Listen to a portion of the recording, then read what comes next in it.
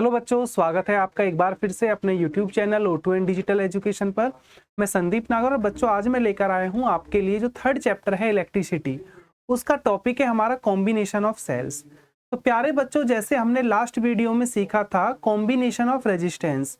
Resistance को हम to type में हम क्या करते हैं, कंबाइन करते हैं, जैसे सीरीज फॉर्म में, और एक आता है हमारा पैरेलल फॉर्म में। तो ऐसे ही जब हम किसी सर्किट में इलेक्ट्रिक सेल या फिर बैटरी को यूज करते हैं तो वहां पे जो सेल्स का कॉम्बिनेशन होता है वो भी दो प्रकार से होता है। एक तो आपका बच्चों सीरीज फॉर्म में और एक आपका पैरेलल फॉर्म में। तो वही चीजें आज हम यहाँ सीखने वाले हैं। उसी के साथ साथ आज की इस वीडियो में हम सीखेंगे कि हीटिंग इफेक्ट ऑफ करंट क्या है और जूल्स लॉ ऑफ हीटिंग क्या है। इन चीजों के बारे में भी आज हम यहाँ डिस्कस करेंगे। तो अगर हम देखें यहाँ पे जो हमारा टॉपिक है combination of cells, combination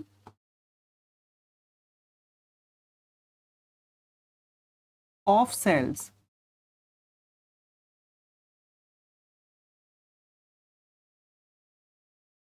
combination of cells क्या है? अगर हम कॉम्बिनेशन ऑफ सेल्स की बात करें तो सेल्स को हम टू टाइप से कनेक्ट कर सकते हैं। फर्स्ट क्या है हमारा, इन सीरीज फॉर्म।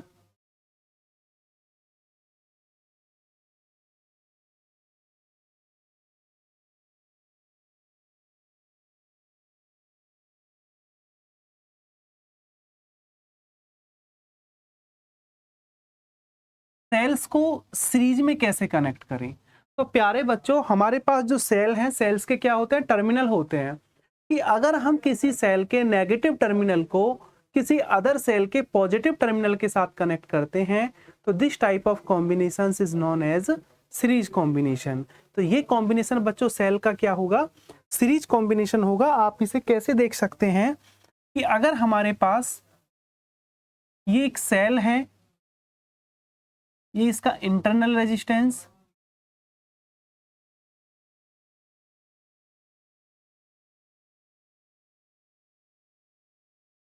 ये जी आपका इस टाइप से अगर हम देखें, ये एक टर्मिनल ले लें, कोई एक ये टर्मिनल ले लें। हमने लिया कि एक सेल तो हमारे पास ये है जी। इस सेल का जो इलेक्ट्रोमोटिव फोर्स है वो हमने माना E1 और इसका इलेक्ट्रोमोटिव फोर्स हमने लिया E2। इस फर्स्ट सेल का इंटरनल रेजिस्टेंस है R1 और इसका इंटरनल रेजिस्टेंस है R2। तो ये क्या है, सेल का पॉजिटिव टर्मिनल है, ये नेगेटिव है। ये आपका पॉजिटिव है और ये आपका नेगेटिव है। तो प्यारे बच्चों, आप यहां से देख सकते हैं कि हमने जो फर्स्ट सेल है, इस फर्स्ट सेल के नेगेटिव टर्मिनल को कनेक्ट किया है सेकंड सेल के पॉजिटिव टर्मिनल के साथ। तो इसीलिए इन सेल्स का जो कॉम्बिनेशन हुआ वो कॉम्बिनेशन होगा सीरीज कॉम्बिनेशन। अब इस कॉम्बिनेशन में जनरली बच्चों होता क्या है कि जो बोर्ड एग्जाम में अधिकतर क्वेश्चन पूछे जाते हैं न्यूमेरिकल बेस्ड इन पर आते हैं या फिर इनका जनरली डायरेक्टली, कि अगर इस कॉम्बिनेशन की मैं बात करता हूं तो इसमें इफेक्टिव रेजिस्टेंस क्या होगा, या फिर मैं ये कहूं कि इसका इक्विवेलेंट रेजिस्टेंस क्या होगा और इसका इक्विवेलेंट इलेक्ट्रोमोटिव फोर्स क्या होगा। तो अगर हम इक्विवेलेंट इलेक्ट्रोमोटिव फोर्स और इक्विवेलेंट रेजिस्टेंस की बात करते हैं तो इक्विवेलेंट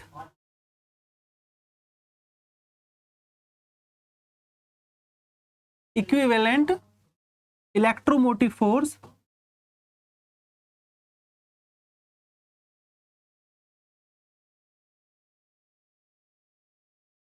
इक्विवेलेंट इलेक्ट्रोमोटिव फोर्स की अगर हम बात करते हैं तो ये आएगा EEQ और ये किसके इक्वल होगा, E1 प्लस E2 के।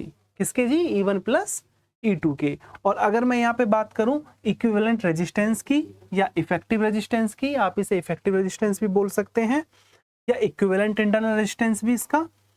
तो इसको वैसे जनरली हम EB भी लिख देते हैं, बहुत बुकों में इसको EB लिखा होता है। तो EB is equal to E1 plus आपका E2। और ऐसी अगर हम निकालें इक्विवेलेंट, आपको बस इनके फॉर्मूले थोड़ा बच्चों बस लर्न रखने हैं। इक्विवेलेंट अगर रेजिस्टेंस की बात करें और वो भी आपका इंटरनल रेजिस्टेंस, तो आपका REQ इज इक्वल टू आएगा R1 प्लस R2। इसको भी आप ऐसे लिख सकते हैं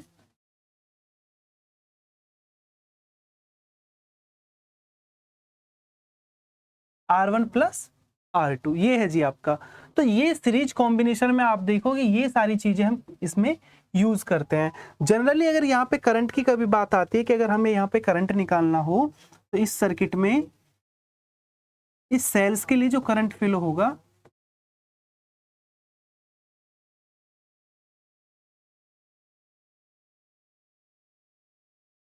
EEQ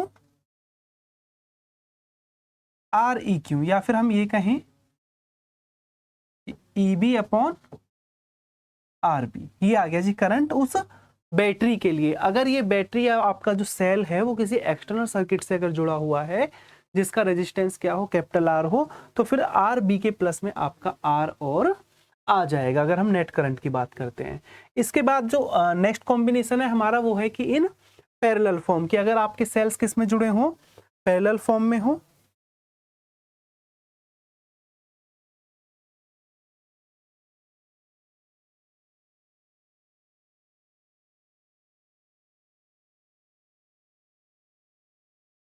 in parallel form,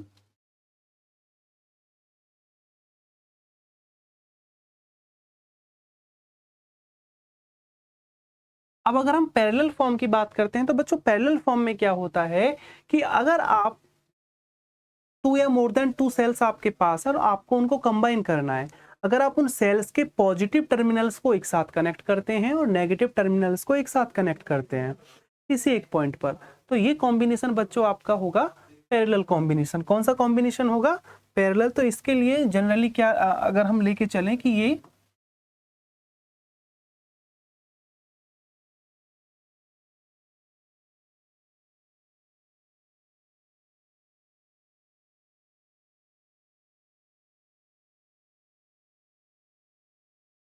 plus plus minus, यहाँ इंटरनल रेजिस्टेंस R1 और ये इंटरनल रेजिस्टेंस R2, ठीक है, ये जो हमने कनेक्ट किए हैं एक साथ। तो अब अगर इसका हम ये देखें कि इसका इलेक्ट्रोमोटिव फोर्स हम ले लें E1 और इसका इलेक्ट्रोमोटिव फोर्स हम ले लें E2। अब इलेक्ट्रिक करंट क्या होगा अगर आप देखें जनरली, इसका तो अलग और ये आपका I2, I1 और I2,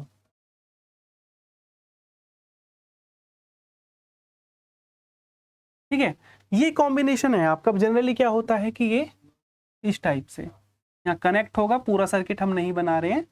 तो ये जो करंट होगी आपकी, यहाँ ये करंट आपकी गई I, ठीक है, इस टाइप से। तो अगर मैं आपसे यहां कहूं कि यहाँ इक्विवेलेंट इलेक्ट्रोमोटिव फोर्स क्या होगा,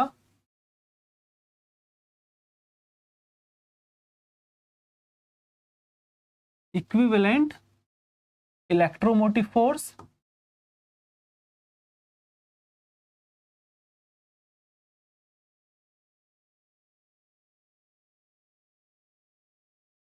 तो इक्विवेलेंट जो इलेक्ट्रोमोटिव फोर्स है वो क्या होगा अगर हम इसकी बात करते हैं, तो यहाँ पे जनरली अगर देखेंगे आप तो इसका फॉर्मूला डायरेक्ट ही अगर मैं आपको बताऊं, क्योंकि जनरली बच्चों फॉर्मूला ही हम यहाँ पे यूज करते हैं, ठीक है, बाकी E1 R2 plus E2 R1 और अपॉन आपका आ जाएगा R1 प्लस R2, ठीक है, इस टाइप से। तो ये आ गया आपका इक्विवेलेंट इलेक्ट्रोमोटिव फोर्स किसके लिए, पैरेलल कॉम्बिनेशन के लिए। और अगर इसमें इक्विवेलेंट रेजिस्टेंस की बात करते हैं, REQ आता है आपका इसके इक्वल R1 R2 और अपॉन R1 प्लस R2, क्योंकि फॉर्मूला वही लगेगा रेजिस्टेंस का, क्योंकि जब दोनों पैरेलल फॉर्म में हैं और आप इसका अगर इक्विवेलेंट निकालते हैं तो ये वाला फॉर्मूला जो हम यूज करते हैं ना, कि 1 upon R1 plus 1 upon R2। अब यहां से क्या लिया, जैसे एलसीएम लिया R1 R2 तो R1 प्लस R2, तो यहीं पे R1 R2 upon R1 plus R2, ये है जी आपका, ये यहीं से निकल करके आया है अगर आप देखें, वो जो मैंने आपको डायरेक्ट लिख दिया है। इसके बाद कई बार इसमें क्या है कि अगर हम दोनों का क्या करते हैं बच्चों, रेशो लेते हैं कि EEQ में REQ से डिवाइड करते हैं। इक्विवेलेंट इलेक्ट्रोमोटिव फोर्स में इक्विवेलेंट इंटरनल रेजिस्टेंस से अगर आप डिवाइड करेंगे तो रखें आप ये वैल्यू E1 R2, तो क्या होगा आपका E1 R2 plus E2 R1। जब आप ये डिवाइड करेंगे तो R1 plus R2 cancel out, तो अपॉन में क्या बचेगा, सिर्फ R1 R2 बचेगा। तो जनरली क्या हो जाएगा ये आपका EEQ upon REQ is equal to E1 upon R1, अगर टर्म अलग अलग करोगे तो, और E2 अपॉन R2, ये आ गया जी आपका।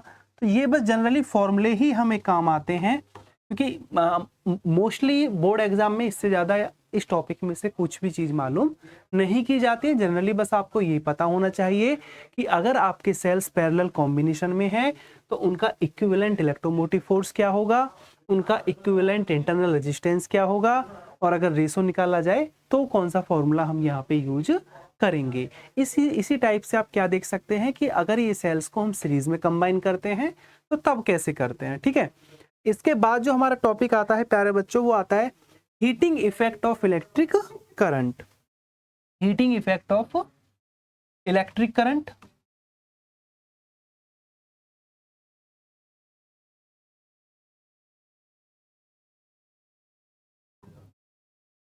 Heating effect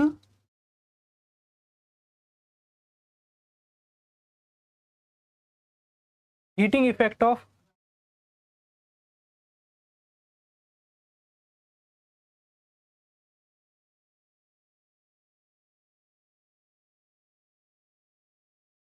heating effect of electric current.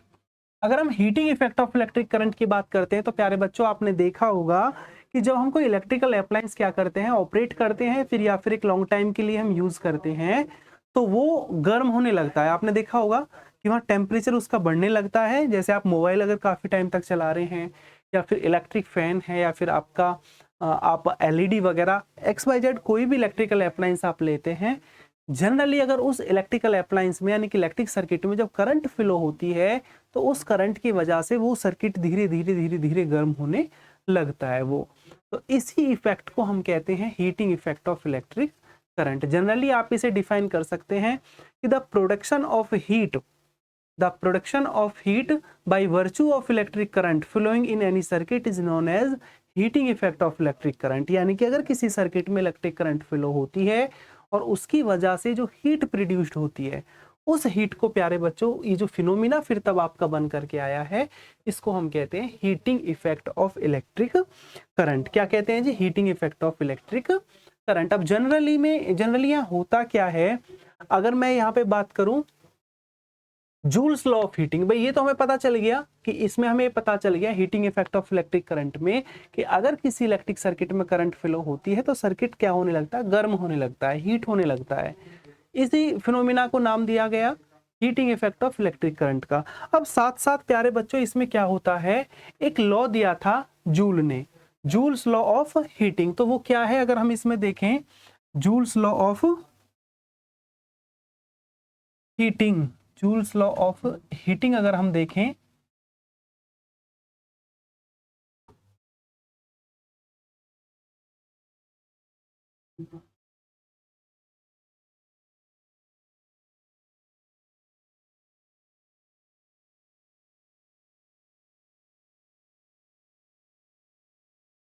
Joules law of heating की अगर हम बात करें, जूल्स लॉ ऑफ हीटिंग की अगर हम बात करते हैं तो जूल्स ने क्या बताया था, इस हीटिंग लॉ से जूल्स ने बताया था कि जब किसी इलेक्ट्रिक सर्किट में हीट प्रोड्यूस होती है तो भाई एक तो वो हीट डायरेक्टली प्रोपोर्शनल टू होती है उस सर्किट में फ्लो होने वाले इलेक्ट्रिक करंट के स्क्वायर के, यानी कि I स्क्वायर के। हीट डायरेक्टली प्रोपोर्शनल है I स्क्वायर के, यानी कि इलेक्ट्रिक सर्किट में जितनी ज्यादा इलेक्ट्रिक करंट फ्लो होगी वहां हीट उतना ही ज्यादा प्रोड्यूस होगा। ठीक है। सेकेंडली क्या है, सेकेंड इसमें देखें कि ये एक डायरेक्टली प्रोपोर्शनल होती है किसके, रेजिस्टेंस की। और कब, जब आपको करंट दिया हो, फॉर गिवन करंट, ठीक है, यहां पे आप लिख सकते हैं फॉर गिवन करंट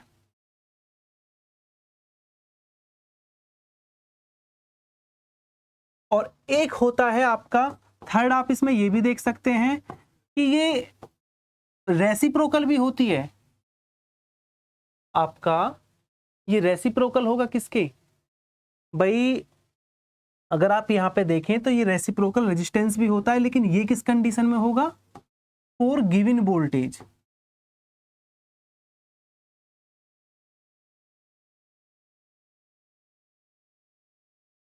ठीक है, ये गिवन वोल्टेज के लिए है।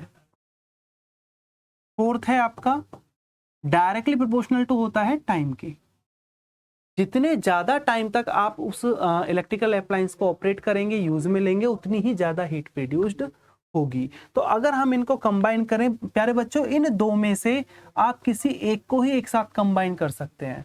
या तो H directly proportional to R लेंगे अगर करंट दिया हुआ है, या फिर 1/R लेंगे जब आपको वोल्टेज दिया गया होगा। तो अगर हम इसे कंबाइन करूं मैं, तो कंबाइन करने पर क्या आएगा, जनरली आपका H directly proportional to I² RT, ये आ गया।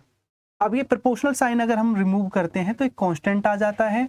अगर आप वो k लेते हैं तो यहाँ इस कांस्टेंट k की वैल्यू होती है 1। तो जब k इज इक्वल टू 1 है तो आपका H इज इक्वल टू आ जाएगा I² RT।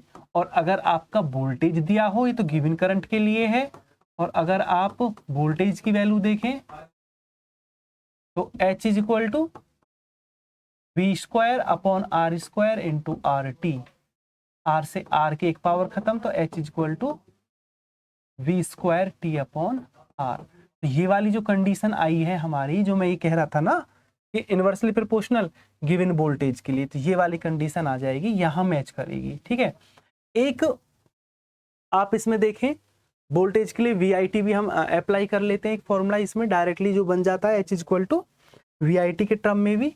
कैसे बनेगा, यहां पे अगर आप देखें भाई, एक फॉर्मूला ये हो गया, एक फॉर्मूला ये हो गया, एक आपका ये भी हो सकता है I/R। इस V/R को यहां पे क्या लिख सकते हो आप, I भी लिख सकते हो, तो VI, ये भी आपका एक फॉर्मूला यहाँ पे होता है। तो बेसिकली इस चैप्टर में जब MCQ क्वेश्चन आता है तो अधिकतर ये जो 3 बॉक्सेस में आपके फॉर्मूले हैं, इन्हीं पर बेस्ड कोई क्वेश्चन आपसे मालूम कर लिया जाएगा। ठीक है, तो ये क्या है, इसमें जूल्स लॉ ऑफ हीटिंग है। अब जूल्स लॉ ऑफ हीटिंग के बाद अगर हम देखें, नेक्स्ट टॉपिक यहाँ पे आता है हमारा इलेक्ट्रिक पावर का। किसका आता है जी, इलेक्ट्रिक पावर का। इलेक्ट्रिकल पावर से यहाँ पहले मैं अगर बताऊं आपको इलेक्ट्रिक एनर्जी क्या है, तो ये जो अमाउंट ऑफ वर्क डन होता है एक तरीका से, यानी ये आपका जो इलेक्ट्रिकल एनर्जी है वो आपका हीट एनर्जी के ही इक्वल होती है, बस रिप्रेजेंट हम उसको W से करते हैं। तो नेक्स्ट अगर हम यहाँ देखें इलेक्ट्रिक पावर, नेक्स्ट टॉपिक क्या है, इलेक्ट्रिक पावर।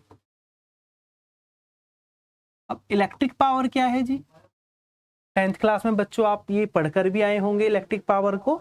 ठीक है, तो यहाँ अगर बेसिकली हम इसकी बात करें, इलेक्ट्रिक पावर क्या है, the rate of doing work of any electrical appliance is known as power. Basically power क्या होता है, आपका कोई इलेक्ट्रिकल अप्लायंस है, वो पर सेकंड यानी कि यूनिट टाइम में, यूनिट इंटरवल ऑफ टाइम में जो वर्क डन करता है, जो उसकी एबिलिटी है वर्क डन करने की, उसको हम क्या कहते हैं, पावर कहते हैं। और इस पावर को रिप्रेजेंट करते हैं P से, और P इक्वल टू होता है W/T। क्या होता है जी, W/T। अब वर्क डन क्या होता है, वर्क डन का फॉर्मूला होता है VIT। क्या होता है जी, VIT। तो T से T आपका कैंसिल आउट, तो P इक्वल टू क्या हो जाएगी, VI। तो ये आ गया जी आपका पावर का फॉर्मूला। अब यहाँ पे अगर हम क्या देखते हैं कि इफ अगर हम V की वैल्यू पुट करते हैं IR, P इक्वल टू क्या हो जाएगा, जब V की जगह आप आई आर रखेंगे तो I स्क्वायर आर। और अगर ऐसी हम यहाँ पे मैं आपसे क्या कहूँ कि अगर हम I की वैल्यू पुट करते हैं, एक फॉर्मूला ये हो गया आपका। एक आप अगर I की वैल्यू क्या पुट करते हैं, V अपॉन आर पुट करते हैं, तो P इक्वल टू क्या हो जाएगा, V स्क्वायर अपॉन आर। क्या हो जाएगा जी, V square upon r, I की वैल्यू जब आप पुट करेंगे। ठीक है, तो आप देखें बेसिकली ये पावर के आपके 3 फॉर्मूले यहाँ पे निकल करके आ जाएंगे। अगर हम यूनिट की बात करें, यूनिट ऑफ पावर, तो पावर की यूनिट होती है प्यारे बच्चों वाट। ठीक है, क्या है, पावर की यूनिट क्या है, वाट है जी। ठीक है, अब अगर हम इसके क्या, एक इसका मेगावाट भी होता है। अगर हम 1 मेगावाट की बात करें तो 1 मेगावाट किसके इक्वल होगा, आपके 1 मल्टीप्लाई 10 की पावर 6 वाट के जी। ठीक है, एक इसमें एक यूनिट पावर की हमारी हॉर्स पावर भी होती है। क्या होती है जी, 1 हॉर्स पावर, और 1 हॉर्स पावर किसके इक्वल होती है, 746 वाट की। ठीक है, 1 HP यानी 1 हॉर्स पावर इक्वल टू 746 वाट। आपने सुना भी होगा कि ये 8 हॉर्स पावर का इंजन है, ये 12 हॉर्स पावर का है। ठीक है, तो एक इसकी जो यूनिट है आपकी पावर की यूनिट क्या होती है, हॉर्स पावर भी होती है। एक इसकी कॉमर्शियल यूनिट भी होती है। ठीक है,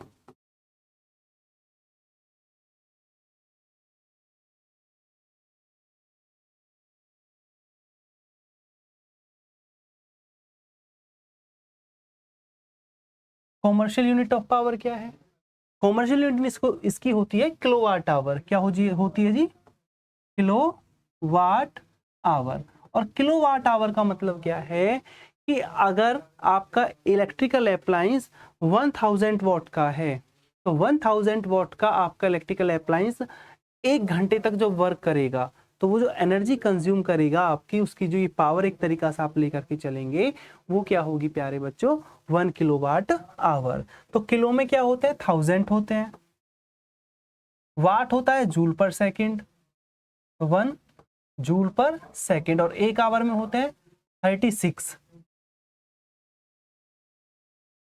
ठीक है, सेकेंड से सेकेंड आपका क्या हो गया, तो आप इसे लिख सकते हैं 3.6 10 की पावर 6 जूल। तो 1 किलोवाट आवर क्या होगा, 1 किलोवाट आवर आपका होगा 3.6 10 की पावर 6 जूल के इक्वल। ठीक है, तो इसके बाद अगर आप देखें कि भाई पावर की यूनिट, अगर आपका वाट क्लियर हो ही गया, आप सोच रहे होंगे कि यहाँ से तो सर जूल पर सेकंड है, तो प्यारे बच्चों ये जूल पर सेकंड ही क्या है, आपका वाट है। तो कॉमर्शियल यूनिट हमने देख लिया है कि 1 किलोवाट आवर हो गया है, हॉर्स पावर हमने पता कर लिया है, मेगावाट क्या होता है वो हमने देख लिया है। अच्छा बच्चों, जो हमारी इलेक्ट्रिसिटी, जो हमारा कंजप्शन जो बिल आता है वो यूनिट में आता है। आपने सोचा है कि एक यूनिट में आपकी कितनी इलेक्ट्रिकल एनर्जी होगी, तो 1 किलोवाट आवर को हम 1 यूनिट भी बोलते हैं। कि अगर कंजप्शन हमारा 1 किलोवाट आवर का है तो समझो ये 1 यूनिट हो गई, कि अगर हम 1 किलोवाट आवर एनर्जी कंज्यूम कर लेते हैं तो हमने 1 यूनिट एनर्जी को कंज्यूम कर लिया है। ठीक है, तो इसके बाद जनरली अगर आप देखें तो इसमें तो ऐसा कुछ बचा नहीं है। अब जो अगर हम देखें अपना नेक्स्ट टॉपिक क्या है, एक इलेक्ट्रिकल एनर्जी की अगर आप बात करें तो वो मैंने आपको बताया ही है कि जनरली इलेक्ट्रिक एनर्जी क्या होता है, आपका जो हीट एनर्जी है, ठीक है, वही आपका एक तरीका से जो अमाउंट ऑफ वर्क डन है, जो वर्क डन को इलेक्ट्रिकल अप्लायंस करता है, तो वो आपका इलेक्ट्रिकल एनर्जी है। एक इसमें बच्चों आता है पावर रेटिंग। क्या आता है, पावर रेटिंग। तो पावर रेटिंग कोई नई चीज नहीं है। पावर रेटिंग का मतलब है कि आप एक पर्टिकुलर टाइम में जो कंजप्शन ऑफ एनर्जी है, क्या है जी, पर्टिकुलर टाइम में जो कंजप्शन है वो क्या होगा आपका पावर रेटिंग। कि 1 सेकंड में आपका जो इलेक्ट्रिकल अप्लायंस है वो 1 सेकंड में कितनी एनर्जी कंज्यूम कर रहा है, उसको हम कहते हैं पावर रेटिंग। ठीक है, तो जनरली ये छोटी छोटी चीजें इस चैप्टर में अगर ये पूछा जाएगा तो बेसिकली वो MCQ के लेवल से ही मालूम किया जाएगा। तो नेक्स्ट हमारा जो टॉपिक है, नेक्स्ट टॉपिक है हमारा बच्चों किरचॉफ लॉ। इस चैप्टर में हमारे 2 ही टॉपिक अब बचे हैं, एक तो हमारा किरचॉफ लॉ है और एक हमारा व्हीटस्टोन ब्रिज है। तो किरचॉफ लॉ वाला टॉपिक हम अपना नेक्स्ट वीडियो में क्लियर करेंगे बच्चों, ठीक है। तो मिलते हैं अपनी नेक्स्ट वीडियो में, धन्यवाद।